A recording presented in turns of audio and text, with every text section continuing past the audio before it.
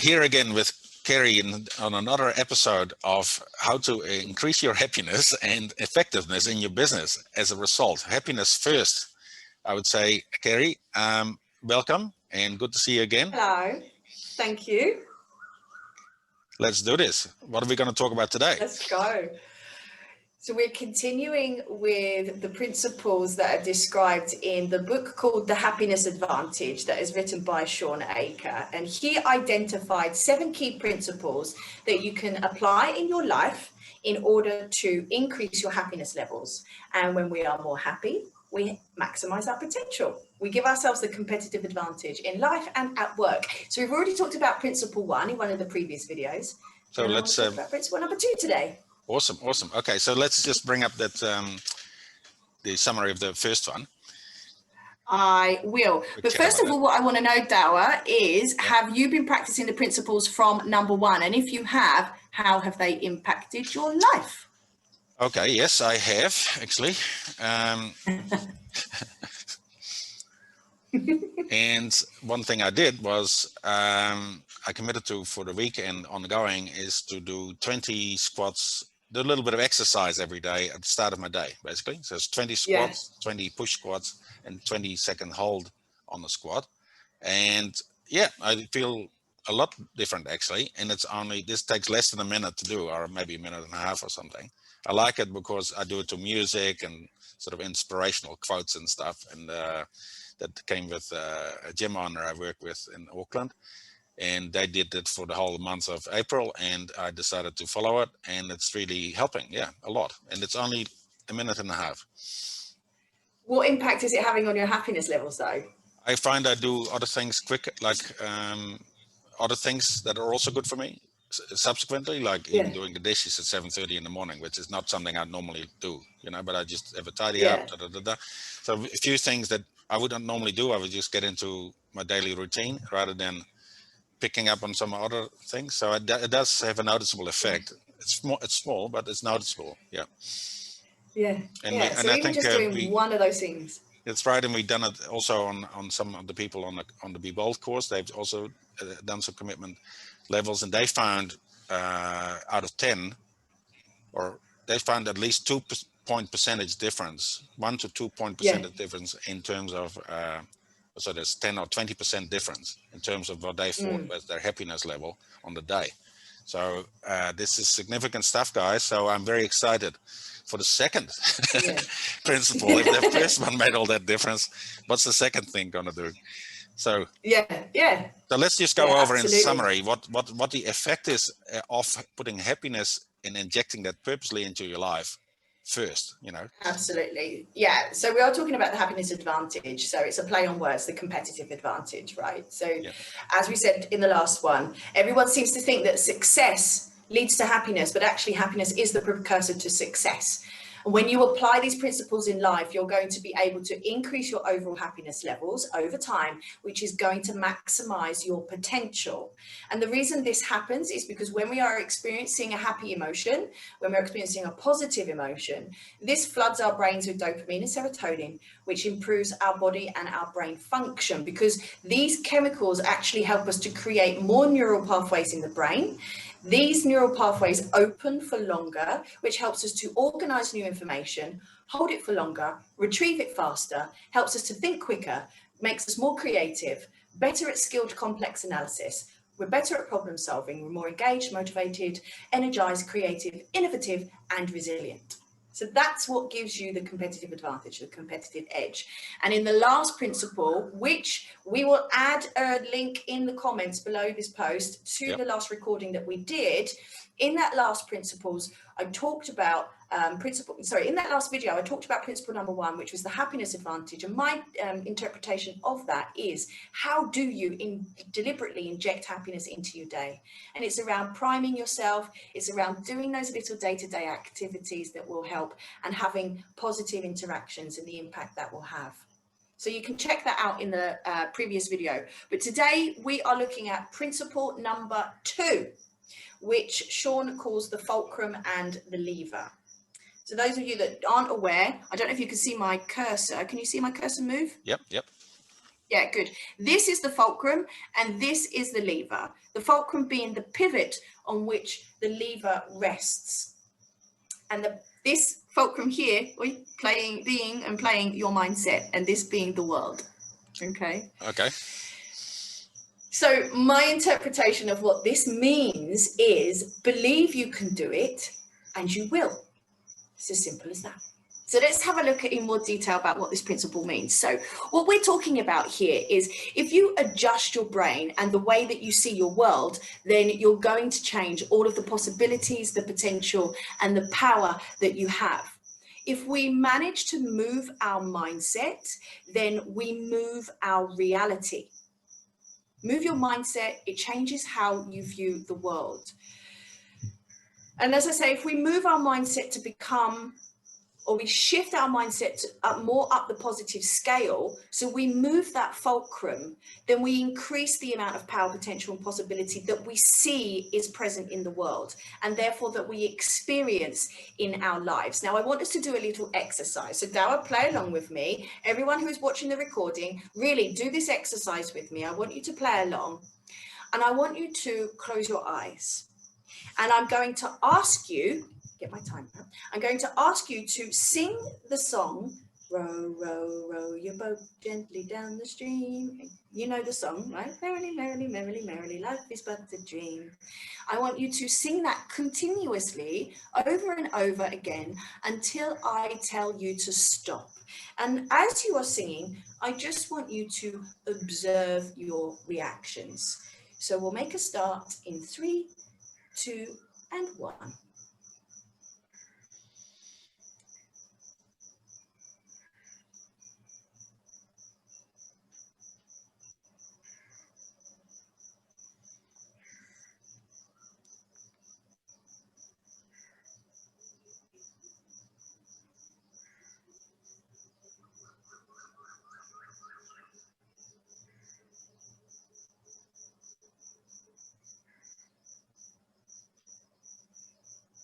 And stop.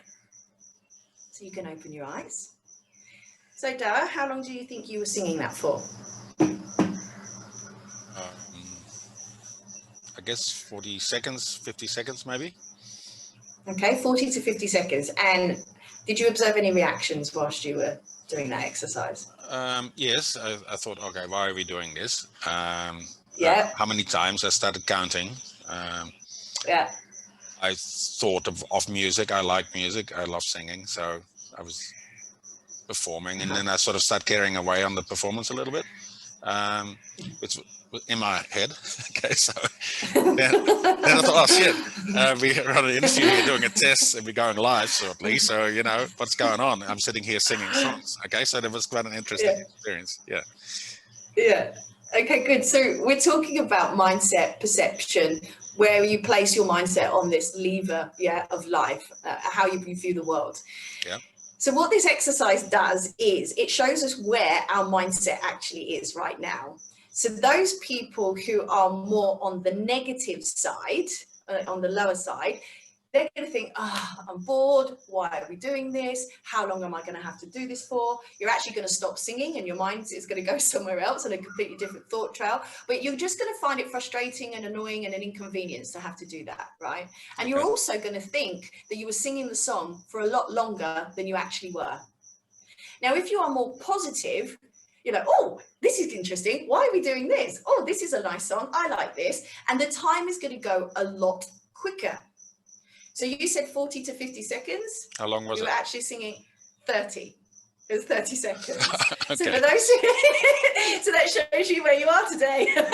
So for those of you that were doing this exercise that you're watching the recording, ask yourself, how long did I think it was that we were singing? Oh, where was my mindset as we were doing this? Did I find it boring, frustrating, annoying, or did I find it interesting, curious, and fun? So it's all about where we place our mindset as to how we experience the world. Reality is relative and belief is everything. So how you believe you are in the world, what you believe you are capable of doing How you show up is exactly how you are going to experience the world. That situation was exactly the same for everyone, but you thought it was 40 to 50 seconds. Someone else might have thought that it was 15 to 20 seconds. Two very different experiences. But it's all about the belief. And the belief is enough to change everything that we experience in our world. Believe you can do something, believe you will do something, and that is exactly what you will get. Believe you can't, believe you won't, and that is exactly what you will get. And what comes to mind when I think about this is the use of visualizations that sport coaches use, that life coaches use, that meditation teachers use. In the visualization, it's about you creating your future, creating the reality that you want to step into. Believe you can, and you absolutely will. And why? Why does this work, or how does this work? It's all about what happens again in the brain. So when we create this visualization, when we create this belief, what we're actually doing is we are igniting and we are firing certain neurons in the brain. And the brain then tells the body to do something. The body follows through on that expectation. And so the body will do what you've told it to do, whether it's actually a real situation or not. The body doesn't know. So the body's just reacting to the neurons that you're firing through this belief, through this visualization. Oh, didn't want to do that, sorry. I know, it's a good point. So where am I? So yeah, so we need to move this fulcrum. By shifting this fulcrum, this little pivot thing here, as I said, we shift our perceptions about ourselves, we shift our perceptions about the world, and we can shift our perceptions about other people. Now, successful people will actually show up with the mindset that makes them enjoy their work more, that makes them enjoy their life more. They will come with the mindset, if they choose, that will enable them to work more, to work longer, and to work harder. Now, I'm not suggesting that we all work more, longer, and harder, but when they want to, or when they can, if they come with that mindset, then they are able to. And also, they find that they get into flow a lot easier, a lot quicker, because they're no longer working a job. They're actually contributing towards a calling in life. And there's a big difference between jobs and callings. So it's all about the lens at which we look at life through. Reality is relative. And one of the stories that was told in this book that really struck out for me was about two workers that came out of an office on their tea break. They wanted to step outside because they were having a cigarette, not that I condone smoking, but they're having a cigarette, and the sun was beating down. Yeah, it's a nice, hot, sunny day. One worker looks through the pain, the negativity, the stress, and the uncertainty lens, and they're like, oh my God, it's so hot. Why is it so hot today? The one break I have to come out here. I have to endure this heat. I'm sweating. This is really unpleasurable. I'm not enjoying this at all. Whereas the other worker steps outside and they look through the gratitude, the hope, the resilience, the optimism, and the meaning lens. And they're like, what a glorious day. I can feel the sun on my skin. I can feel the warmth of the sun. I can hear the birds singing. On my one break of the day, I get to experience the outside. I get to experience the gloriness of nature.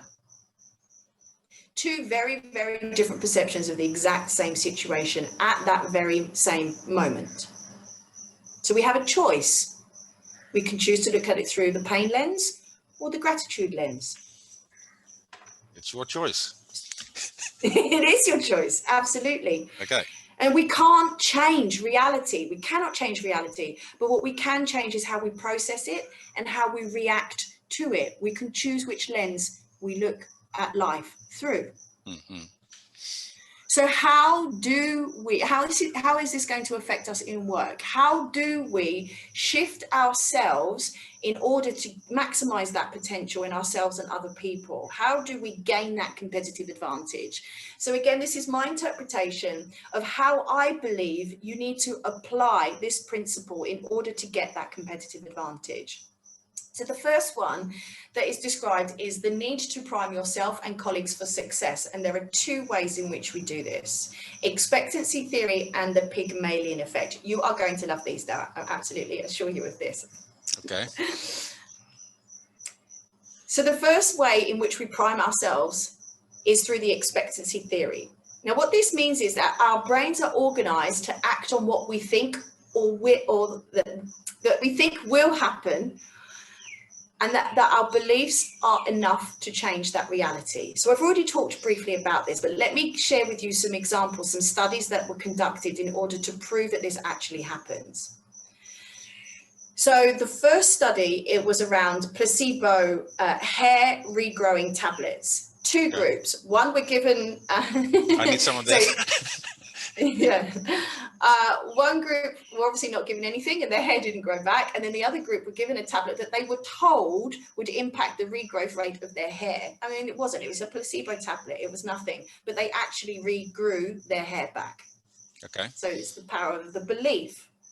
The next one is around poison ivy. Again, there were two groups. One group were rubbed with fake poison ivy, and they actually had a reaction because they were told that they were going to be rubbed with the real poison ivy, but it wasn't. It was fake. It wasn't real.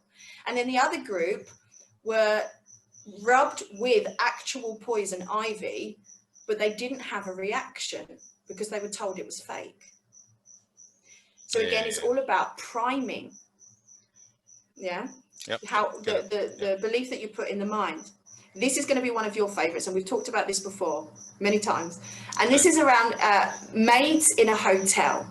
Two groups. The first group was set off on their cleaning duties to go and clean the rooms, and they were not told anything.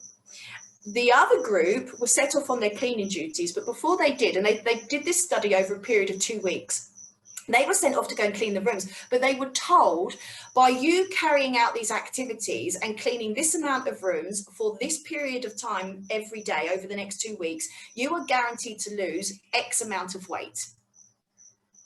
Right? Yeah. So at the end of the 2-week period, the group that were not told anything, they didn't lose any weight. The group that were primed and were told that they would lose weight, not only did they lose weight over that 2-week period, but they also managed to lower their cholesterol levels as well, just through the pure belief that they were going to do that. What is that? What's firing up for you at the moment? Well, I'm always interested in weight because, as you know, we tried to lose some over January, February, and so that worked. But there was also a mindset. Currently holding at just over 100 kg and happy at that. But I remember you telling me a story at the time of you can sit there, think about it, and lose weight as well, which sort of amplifies this whole effect again, right? It brings up a story with me, like some basketball players or something. One was thought about shooting hoops, another one was just lay on bed and think about it. The other ones were actually practicing it, and other people didn't do anything. And so the ones that actually were in bed, laying, thinking about it, and then had to do it after 8 weeks or something, but scored far better rates. And the only thing they'd done was think about it. Yeah. So these things totally, there's plenty of proof around proving this. Yeah. Yeah.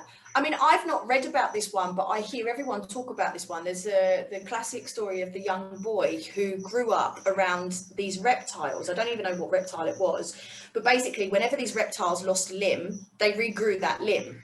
And he lived around these reptiles all of his life and didn't know anything else, right? Didn't know that there was limitation around regrowing limbs for anyone. Yeah. And he actually lost his arm in an accident and started to regrow his arm, because to him, he didn't know anything not else. Being able, and not to be able to regrow limb wasn't a thing in his life. He just assumed you could, so he did actually start to regrow this limb. Let's keep it as real.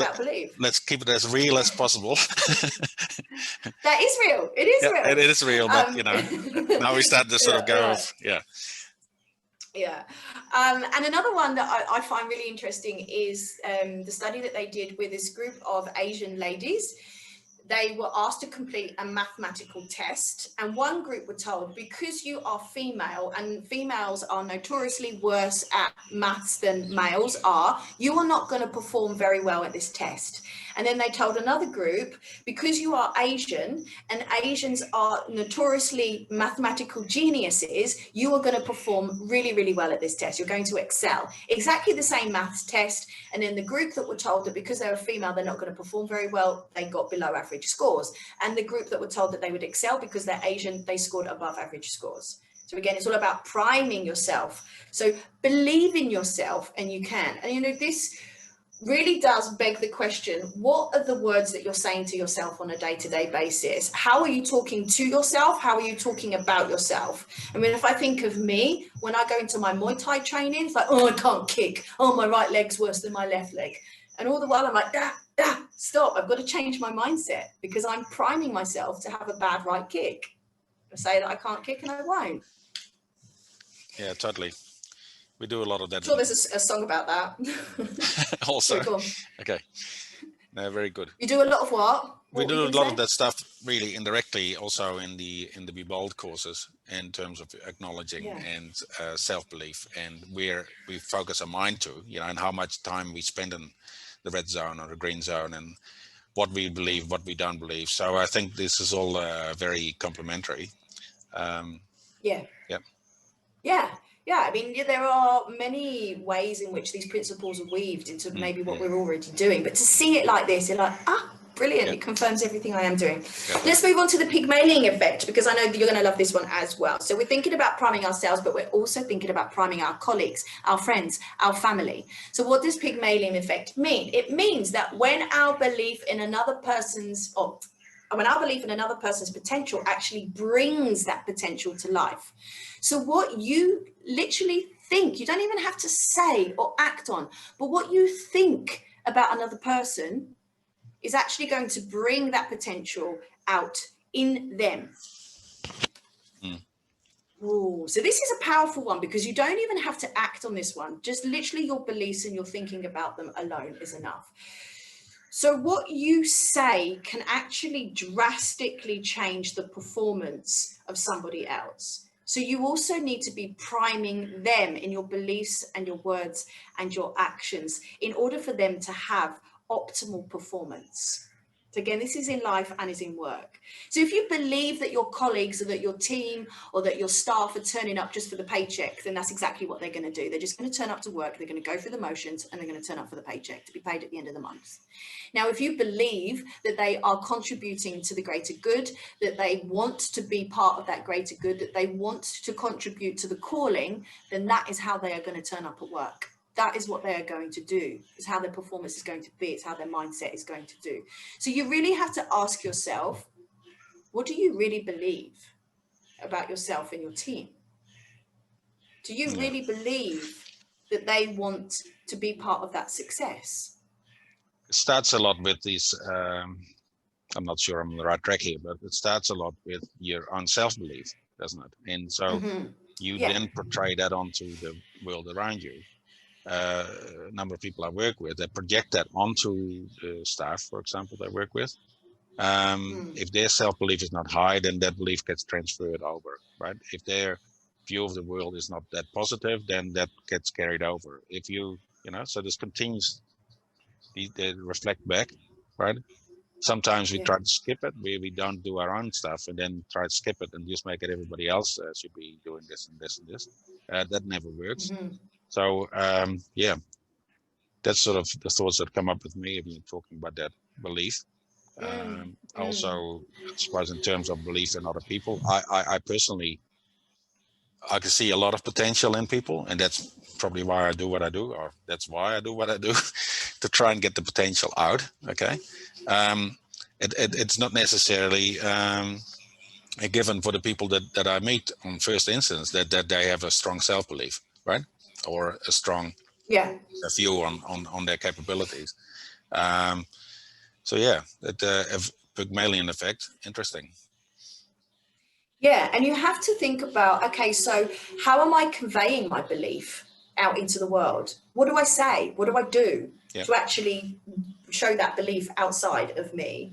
So we need to start changing that belief inside, and then start conveying the more positive outside into the world, because they are going to pick up on that resonance. They're going to pick up on that energy. You are igniting their neurons. And there's a reason why, and we'll get to that in one of the later principles, but your belief and your actions, the words you choose, how you behave in front of them is igniting their neurons.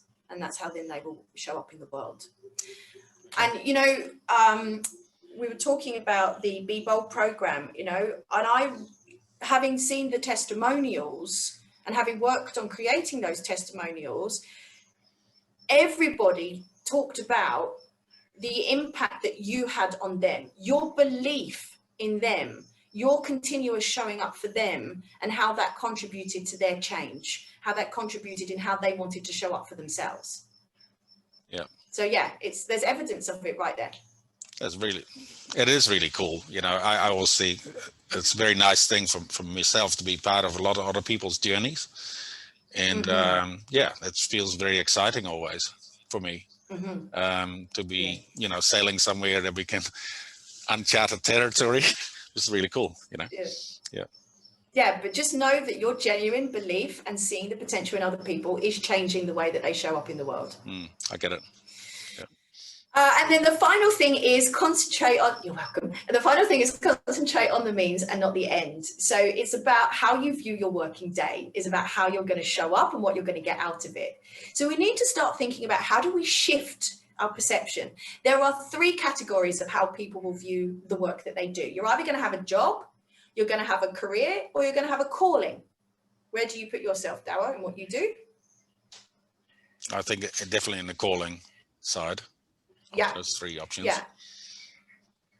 So imagine how you're going to show up in the world if you just go to work, to go through the motions, to get paid at the end of the month. There's no emotional investment. There's no loyalty. There's no alignment with values. That's going to make your working day really difficult, really hard. There's no alignment. There's no joy. There's no purpose there for you, you know? Whereas if you are contributing to your calling, if you're following your life's purpose, if you know why you show up every day, you know your why, then that is going to change everything, and that is hugely going to elevate your happiness levels. I had a discussion with the client about it this week, and we shifted the perspective. And this is not a direct example, but she has some values that we identified, which she thought she could not apply in the current business. And then we had a bit of a brainstorming session around it. And next thing we can see the link. And next thing, of course, the motivation increases massively, right? Because now we can actually live to our values and be in alignment, right? And that's now I have no problem getting out of bed this morning. Okay, so this is it, right? I mean, this is just all these stuff that we talk about, Carrie, all the time. You know, all these things, they're all line into the same direction. Okay, it's just now being able to pinpoint certain areas that you go, okay, now what's what? Where am I sitting? Okay, in terms of the Be Bold, you know, ACA awareness, where I am. Yeah, what's my choice? Okay, what action am I taking here? Okay, so if I don't feel like that I'm a sense of calling around what I'm doing, okay, let's find out what it is. Then let's increase that awareness, and then choose deliberately in terms of where we want to go, and then take some actions. Okay. Yeah. And this is exactly why, you know, when you and I started to work together, I insisted that we sit down and we uncover the why, uncover the purpose, uncover the objectives before we go forward with any action. Because when you've clearly aligned what you want to do with your purpose, then the motivation is naturally there. It's even in the Love Your Business concept. You know, if you don't love what you're doing, change it. Yeah, you choose. Yeah. Okay, so sorry.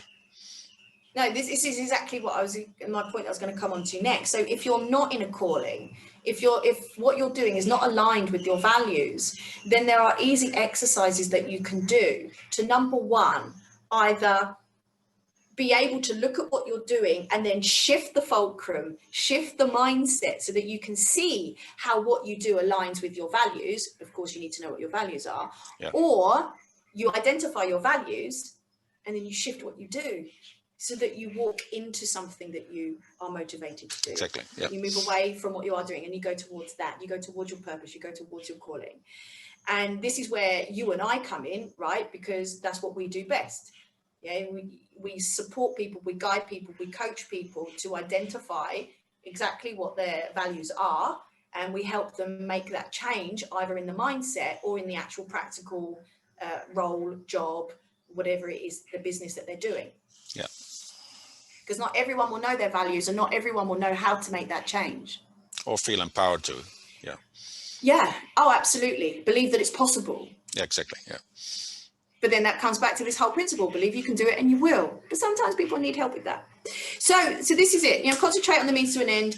Shift from a job to a calling. Find your why. Match your values. Boom! You're on your way to happiness. So that concludes principle number 2. So what is next for everyone? You can always take the happiness test to see where you are on that scale of happiness. But just know that on a day-to-day basis, on a week-to-week basis, we are going to oscillate. That is natural. This is not to say that you're going to be happy 100% all the time. But what will happen is over time, your highest point of happiness and your lowest point of happiness, they're both naturally going to increase. So your lowest and your highest will be higher. Contact Douwe if you want more information about the Be Bold in Business program. Then definitely get in touch with him. When's your next one starting? I mean, don't say it actually, because this is relevant, because we don't know when people are going to watch this recording back. Exactly. So yeah. We do basically start one every month, so people can just line up. No problem. Yeah. And you're going to see all of these principles in action. You're going to experience them in action. Yeah. You can also contact me. If you want personal coaching, if you want to look at your life, if you want to look at your values, if you want to look at your why, if you want to increase your happiness levels, absolutely. I've got a YouTube channel with some meditations on. Meditation is a #1 key thing to help improve your day-to-day happiness. And watch out for more of these series in the Spotlight series, where we are going to talk more about the principles to increase your overall happiness. Anything that you would like to say? That is all awesome again, and I'm looking forward to the next one already. So now we know what the fulcrum is, and we get the idea of shifting beliefs, and that it's only just a matter of how you perceive your reality. So that gives a different idea about how you filter life and how you look at life. That will give me a lot more sense of control. Figuring all these things out, guys. Just be in touch, and I look forward to seeing you another time. Thank you, Carrie. You're so welcome. Thank you very much. And I'll speak to you all very, very soon.